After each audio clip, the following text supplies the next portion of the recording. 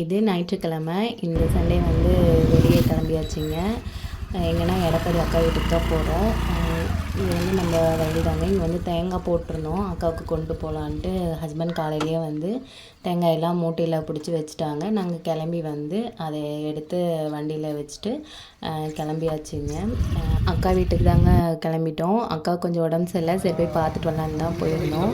இந்த ஒரு வாரமாக வயலில் வேலை இருந்தனால போகவே முடியல. இந்த சண்டே ஃப்ரீ கிடைச்சனால கிளம்பியாச்சுங்க. அப்புறம் எடப்பாடி கடை வீட்டில் வந்து இந்த மாதிரி மேலே அந்த பச்சை கலர் துணி மாதிரி கட்டியிருப்பாங்க வெயிலுக்கு, ரொம்ப நல்லா இருந்தது.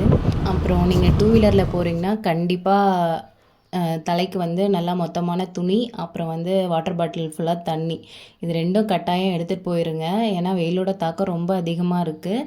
அப்புறம் இன்னொரு ஐடியா என்னென்னா, இன்னொரு ஹெல்மெட் இருந்தால் கூட பின்னாடி உட்காந்துக்கிறீங்க, ஹெல்மெட் போட்டு உட்காந்துக்கலாம். அது இன்னும் சேஃப்டியும் கூட. தலைக்கு வந்து வெயிலும் அதிகம் படாது. ஏன்னா வெயில் வந்து ரொம்ப அதிகமாக இருக்குங்க.